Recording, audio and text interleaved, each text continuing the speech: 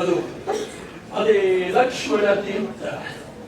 ಹಿಂದೆ ಸೀತಾನ್ವೇಷಣೆಗೆ ಬಂದ ವಾಲಿ ಸುಗ್ರೀವ ಆಂಜನೇಯಾದಿಗಳಿಗೆ ಆಶಯವನ್ನಿತ್ತಬೇಕು.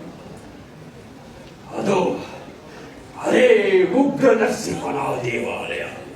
ಹಿಂದೆ ಭಕ್ತ ಪ್ರಹ್ಲಾದನ ಮರೆಗೆ ಕಮ್ಮದಿಂದ ಸಿಡಿದು ಬಂದು ಹಿರಣ್ಯಕಶಿಪುವಿನ ಉದರವನ್ನು ಮುಗಿದು ಕರುಣಿನ ಬಾಣೆಯನ್ನು ಧರಿಸಿದ ಆ ಉಗ್ರ ನರಸಿಂಹದಲ್ಲಿ ಗೋಹತ್ಯೆ, ಸ್ತ್ರೀಹತ್ಯೆ, ಶಿಶುಹತ್ಯೆ ನಡೆಯುತ್ತಿದ್ದರು. ಆ ಉಗ್ರ ನರಸಿಂಹ ಪುತ್ರಭಾವವಾಗಿ ವಿಗ್ರಹವಾಗಿ ಕೂತು ಬಿಟ್ಟ.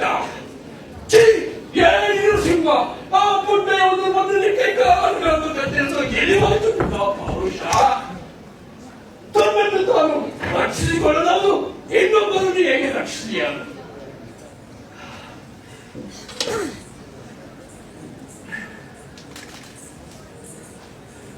ನನ್ನನ್ನು ಕ್ಷಮಿಸಿದಲ್ಲಿ ಆವೇಶದ ಬಲದಲ್ಲಿ ಆಸ್ತಿಕನಾಗುವಂತೆ ನಾನು ದೈವನಿದ್ದೆ ಕೃಪೆಯ. ಆದರೆ ನನ್ನದೊಂದೇ ಕೋರಿಕೆ, ಗತಿಸಿ ಹೋದ ಈ ವಿಜಯನಗರ ಸಾಮ್ರಾಜ್ಯವನ್ನು ಮತ್ತೆ ವಿಜೃಂಭಿಸುವಂತೆ ಮಾಡಲು ಪೂಜ್ಯ ವಿದ್ಯಾರಣ್ಯರಂತಹ ಮಹನೀಯರ ಉದಯವಾಗಲೇಬೇಕು. ಜೈ ಕರ್ನಾಟಕ, ಜೈ ಭುವನೇಶ್ವರಿ, ಕನ್ನಡಿಗರಿಗೆ ಯಶಸ್ಸನ್ನು ನೀಡುವ ಭಾಗ್ಯೇಶ್ವರಿ.